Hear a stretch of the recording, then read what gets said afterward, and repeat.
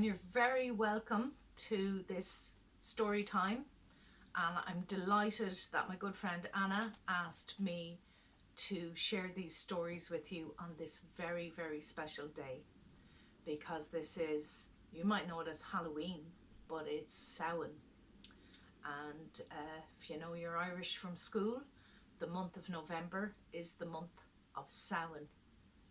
And this is Iha Hauna, the night before November starts. And in ancient times in Ireland, this was the great big feast of the year, came at Samhain time, and it was seen as the new year. And as people were going into the dark of the year, they would gather together, they would have a great big feast and tell stories.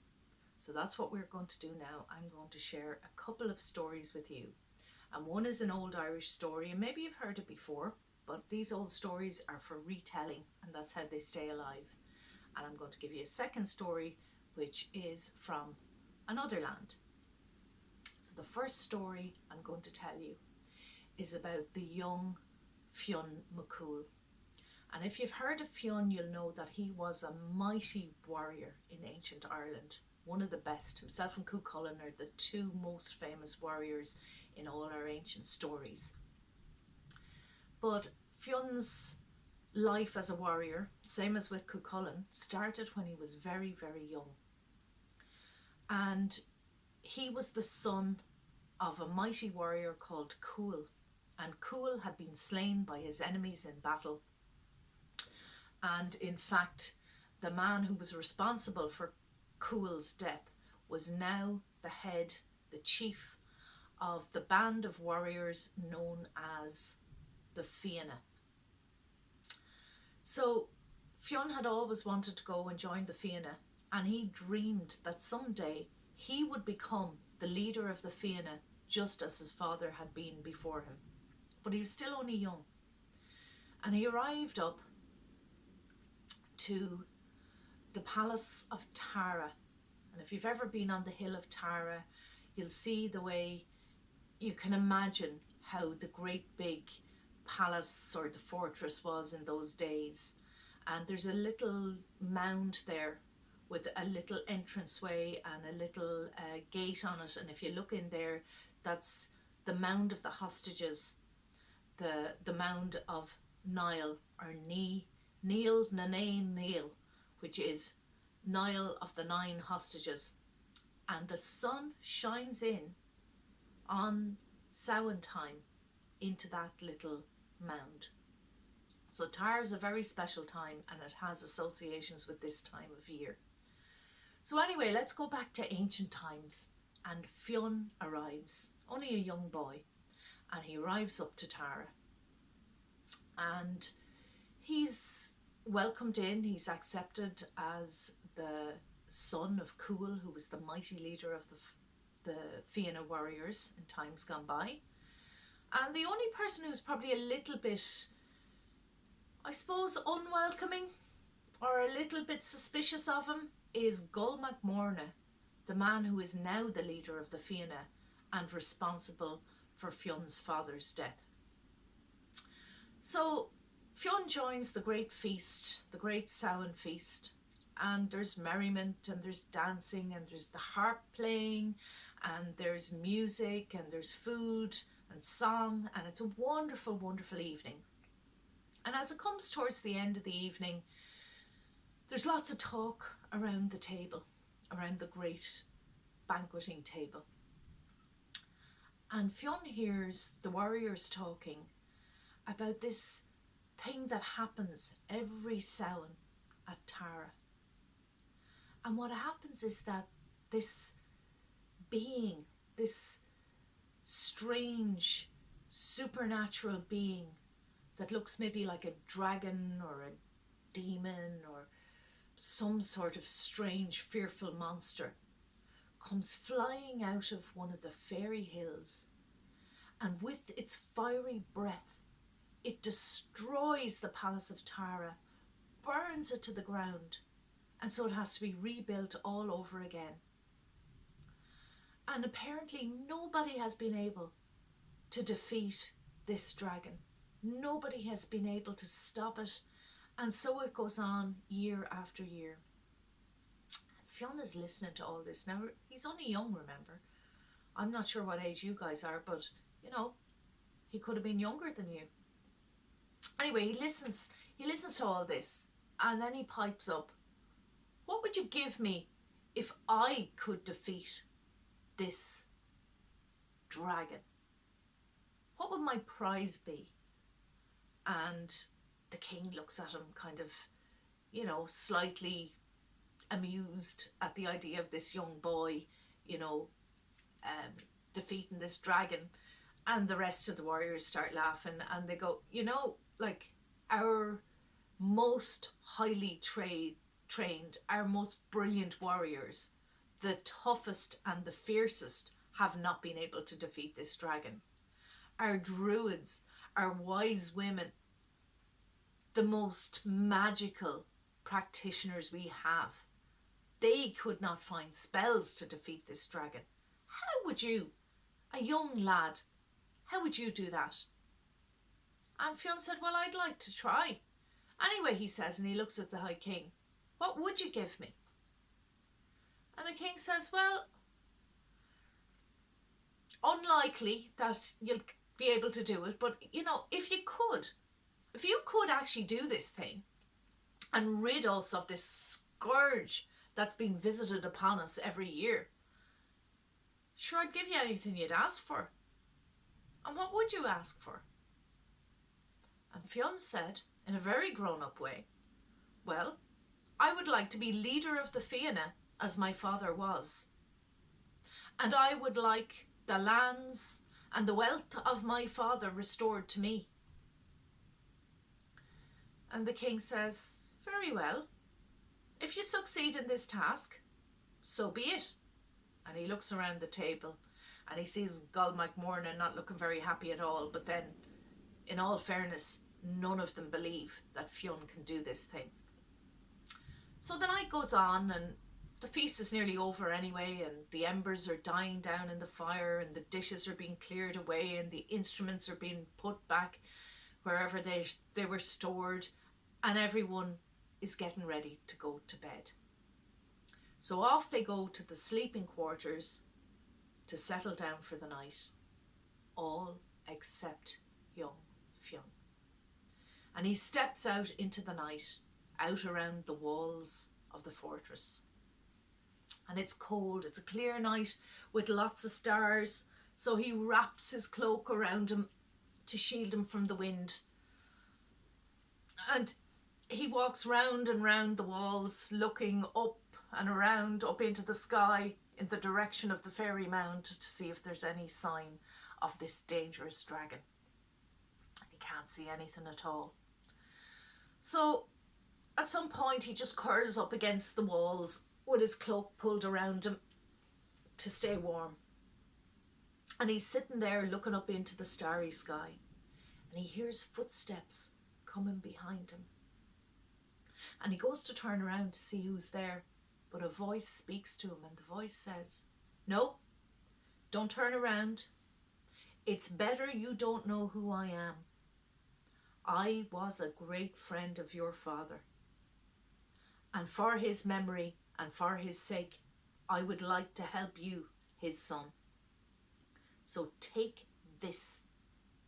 And he thrusts this spear around into Fionn's hand. And he says, this is a magical spear. And I'm going to tell you a secret now. The reason nobody has ever been able to defeat this dragon is because it has the gift of enchanted song. And when it starts to sing, everyone who hears it falls into a magical sleep. Then when they wake up, everything is destroyed again, just like the year before. That's why nobody, no matter how powerful or how gifted or how magical, has been able to stop it. But remember this, when you hear that music start, at the very first note, press the blade of this spear against your forehead like that. And that will protect you from the magical music. You will not hear it. Then you are going to have to be very, very brave, because you're going to have to wait until that creature is right overhead, and then thrust the spear into the soft underbelly of the beast, and it will fall down dead. And that will be the end of this curse on Tara. So Fionn does as he's told. He doesn't look around. He thanks the person who's handed him the spear, and he holds on to it. And curled up against the fortress wall, he stares to the skies, watching the stars, looking in the direction where he thinks the creature will come from. And it seems like an age before he hears a sound. And it's the sound of great wings beating.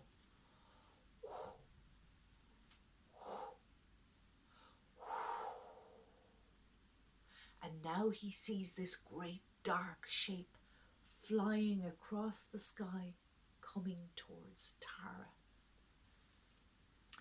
And now he knows he's going to have to be brave, and he's going to have to keep his head and do exactly as his father's friend has told him. And now he hears the music, the enchanted music, begin to start.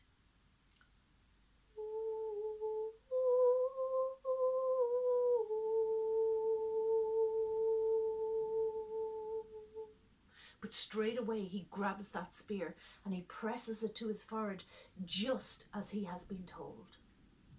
And as soon as that metal touches his forehead, he feels this clear, cold sensation. His mind feels clearer than it ever has before, but he cannot hear that strange music. And so now he watches as the dragon comes closer, closer, closer.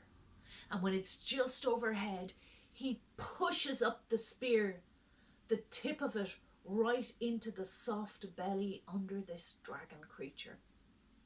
And with that, the dragon just dissolves into mist and disappears. And after all this tension and the long wait and the long night, Fionn is exhausted. He hasn't the strength to go over to the sleeping quarters, and he just curls tighter into his cloak and he falls asleep.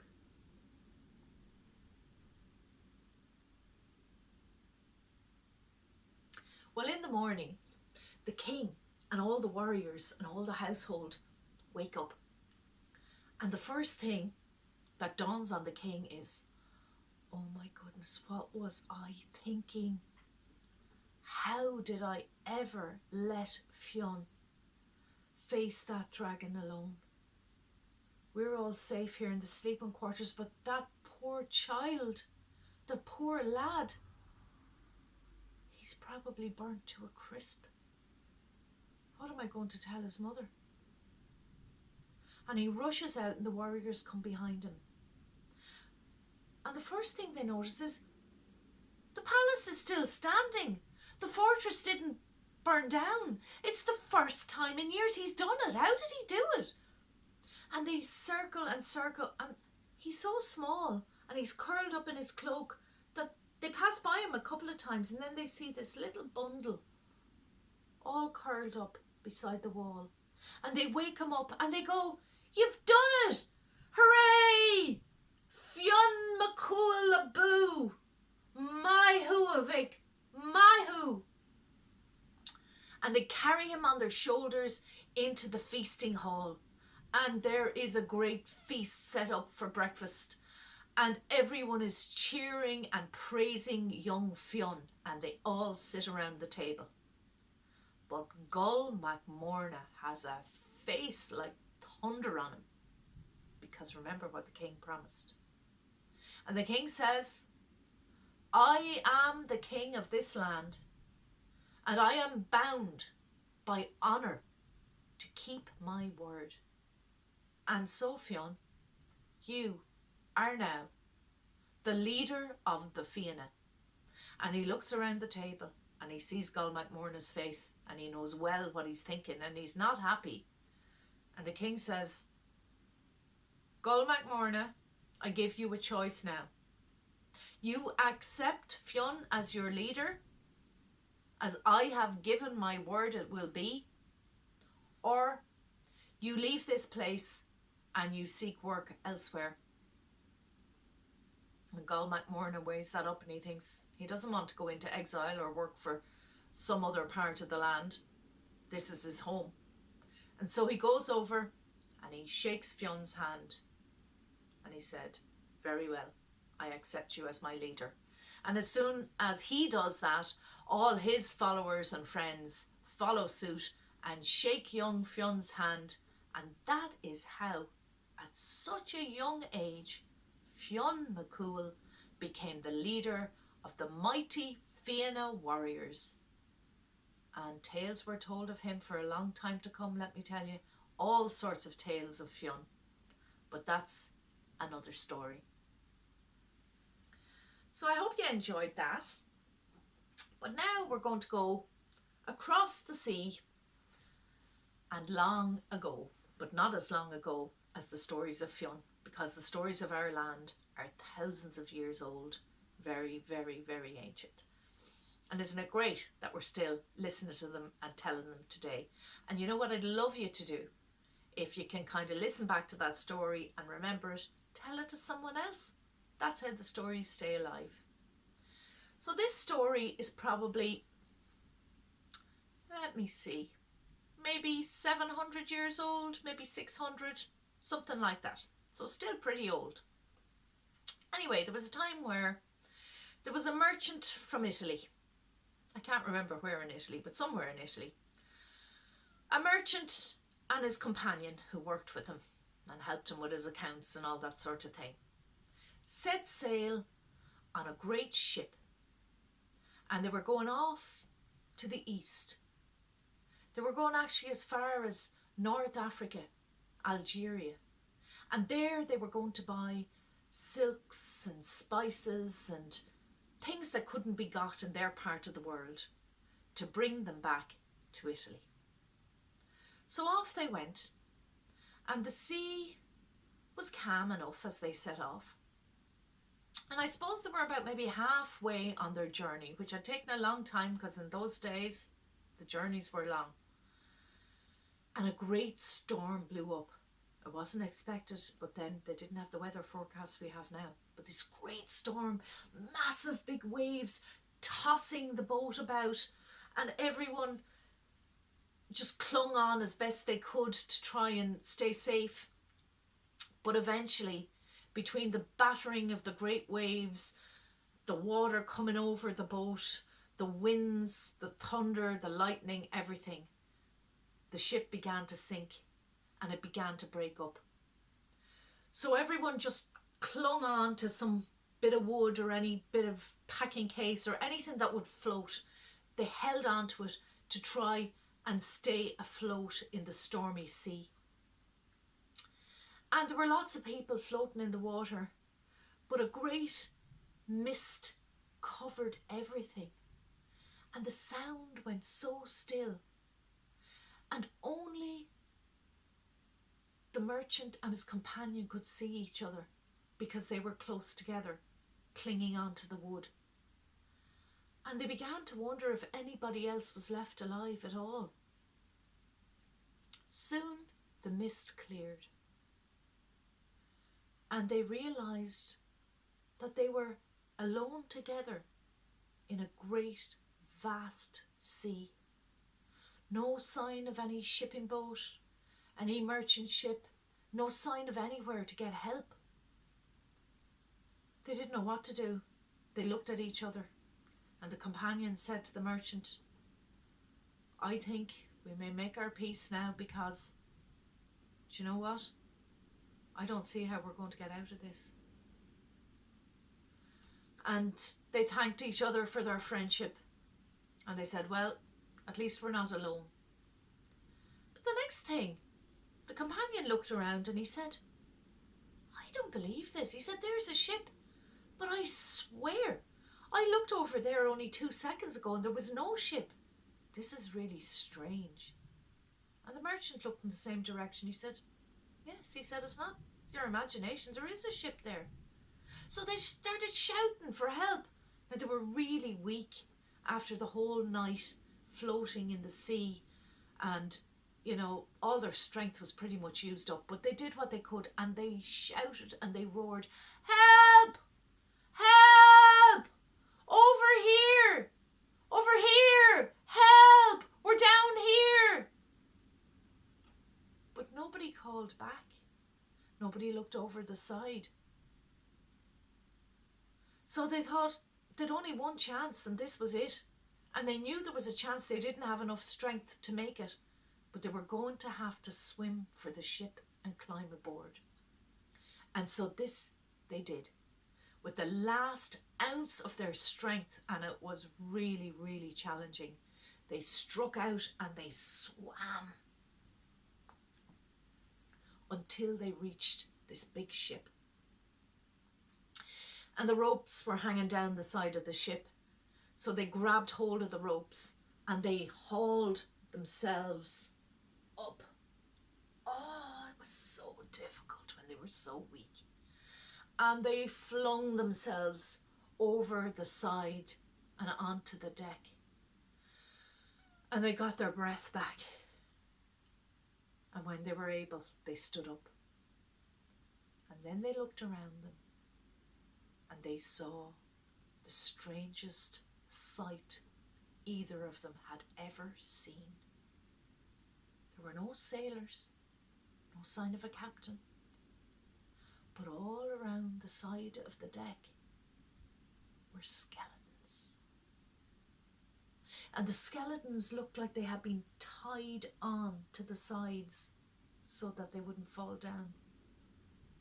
And then they saw, as they walked along the deck, tied to the mast was another skeleton, but this one still had on his head a 3-corner hat.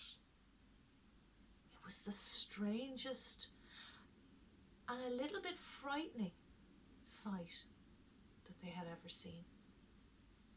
So they went down below the deck, and there they saw there were beds. There was even some food, but no sign of any living person, not a soul.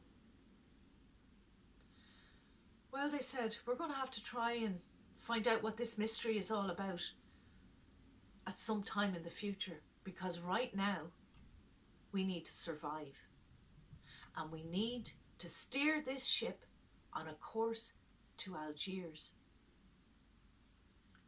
And so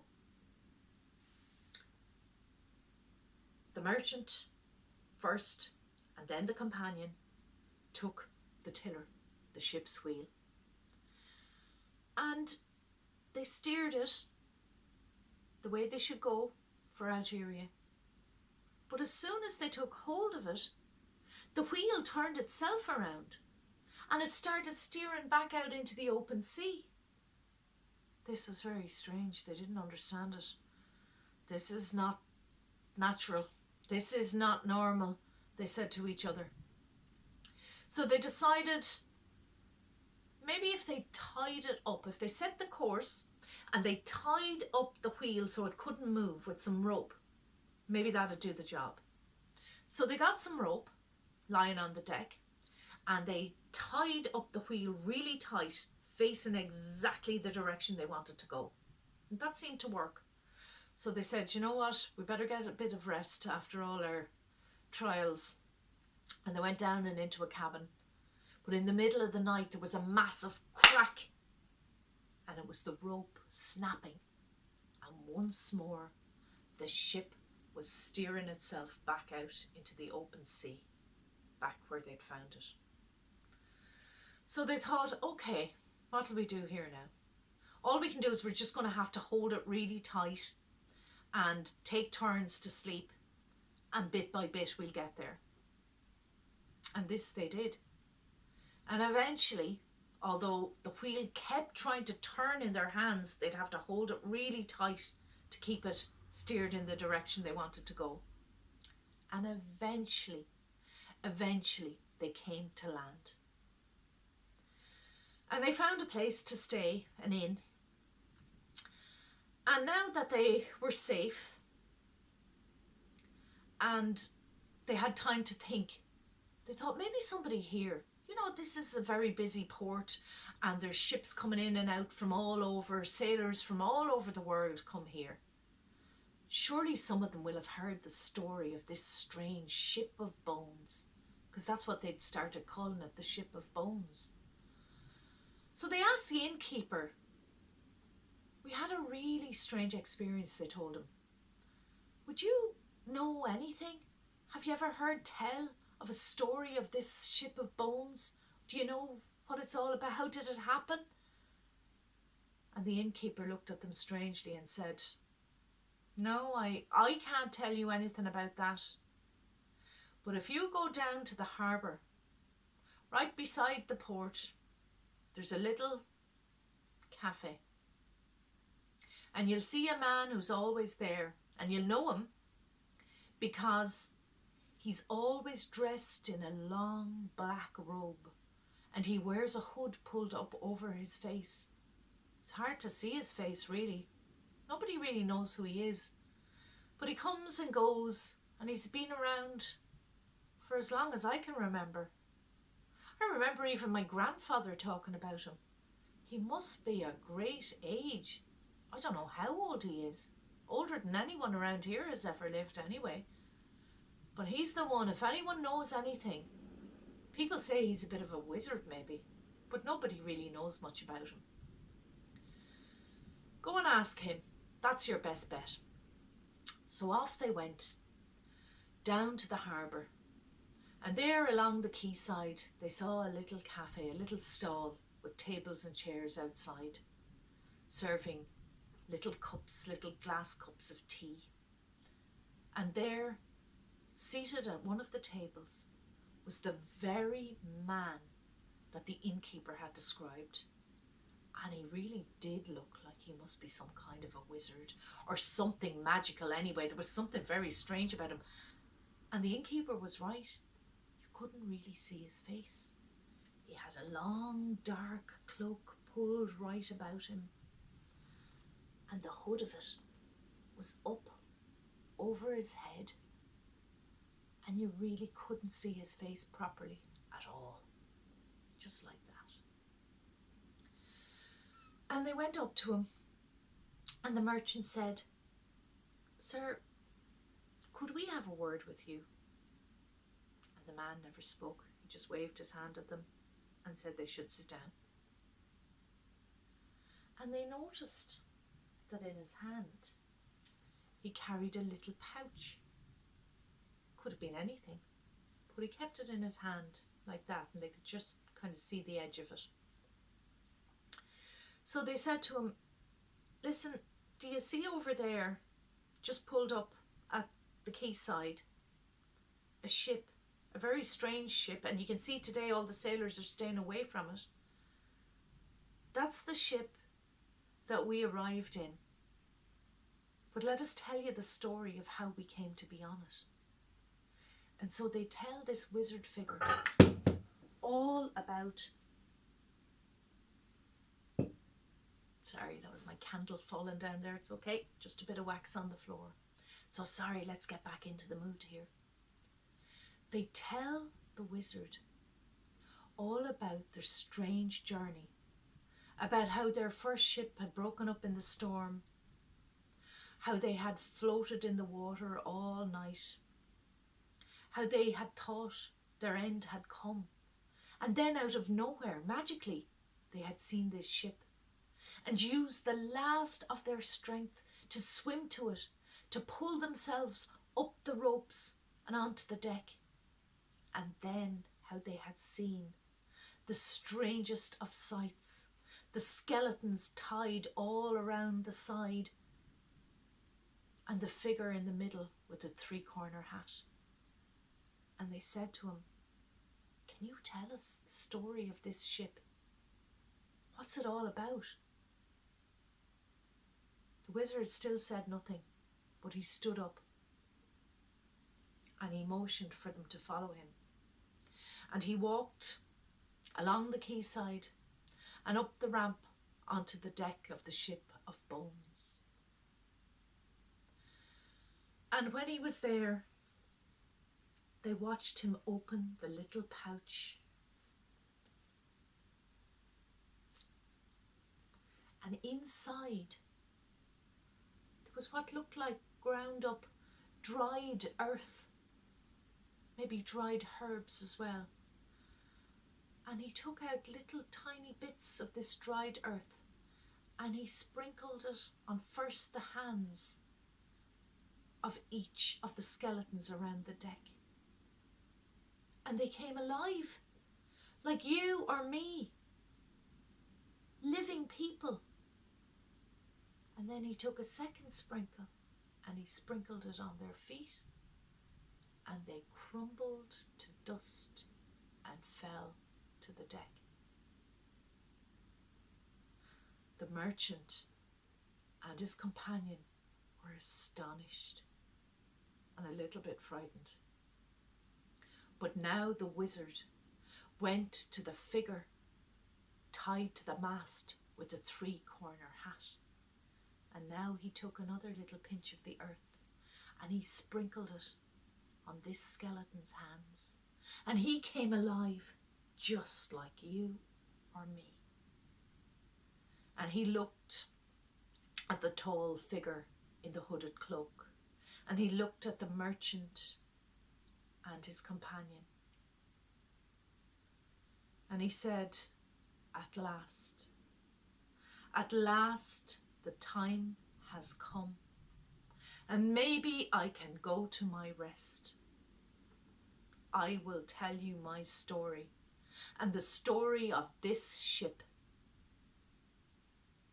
When I was a young lad, well, I was full of life, probably foolish, had a spirit of adventure, wanted to see the world and make my fortune. I lived in a small village where everyone was a farmer or a fisherman. And that wasn't the life I wanted. I wanted adventure, excitement. And so I did work hard as a farm labourer. And I saved up every penny I had. And myself and a bunch of my friends, all lads from the village, we pooled all our savings together and we bought a ship and we set off to make our fortune, thinking we'd come home, right lads, after a few years with riches and stories and adventures to talk of before we were ready to get old and settle down. Well, off we went, and we did have lots of adventures, let me tell you. But one day we made a very bad decision. And I'm not proud of what I'm going to tell you now. I'm ashamed to admit that I did something very wrong. We all did. Out of greed. Pure greed, nothing else. I can't defend it. I have no excuse. And I have regretted it for many's the long year, living and dead. For one day, we were asked at a port we were in to take on a passenger. Now, we weren't a passenger ship, you understand. But we were offered a good price to carry this passenger, a very mysterious passenger. So we agreed. We took the price and we gave him a cabin down below. He always dressed in a long, dark, hooded robe, so we never could see him very clearly. He was very quiet and spoke to no one. But we noticed he carried a pouch in his hand, a little pouch. He never left it out of his sight. And so we got to thinking, there must be something really valuable in there. Maybe gold, maybe diamonds. Who knows what precious metal was in there? And here's the bit I'm ashamed of. We decided to rob that man, to take his pouch of valuables, whatever they were, and to throw him overboard to meet his fate. So one night, we crept into his cabin while he was sleeping, and we took the pouch from under his pillow, and we grabbed him up, and we carried him to the deck. Excuse me. And as he was falling overboard, he put a curse on us. He said, "May none of you ever know peace or rest in this world or the next until your feet and hands shall touch dry land." Now, we didn't take that too seriously because we thought, well, we're going to be landing on the next port in 3 days' time. So we let him go with a splash, and then we opened the pouch to see what was in it. Imagine our disappointment and our confusion when we saw inside this little pouch nothing more than soil, dried earth, powdered. Well, we threw that over after him. It was no good to us. And we set our course for our next port. But here's what happened. The boat steered back out into open sea. Our ship now controlled us. We did not control it anymore. Never again were we able to land. We'd see an island and we'd make for it. But just as we were within reach of the shore, the ship would turn and back out to the open sea. The only way we could survive was to become pirates, raiding the ships that crossed our path. And so it went on until we got to be old or sick. And in turn, each one, as he came towards the end of his days, would tie himself on to the mast or the deck. I, as the captain, was tied to the mast. And as we died, our last wish was that someday, we could tell this story and beg for forgiveness and go to our final rest. And now at last, that day has come. And he looked at the wizard in his long, dark, hooded robe, and he said, "I am sorry. From the depths of my soul, I am sorry, and I ask your forgiveness." And the wizard still said not one word, but from his pouch he took one more pinch of the dried, powdered earth, and he sprinkled it on the feet of the captain. And there was a fleeting smile and a nod of thanks before the captain too crumbled into dust and disappeared. And the wizard just nodded at the merchant and his companion and walked away. They never saw him again. I don't know what became of the ship of bones, but the merchant and his companion had some story to tell when they got back home to Italy. And that's the end of our storytelling for this evening, and I hope you all have a wonderful Samhain, Halloween, lots of sweets, lots of fires, lots of stories, and have a great night. Bye.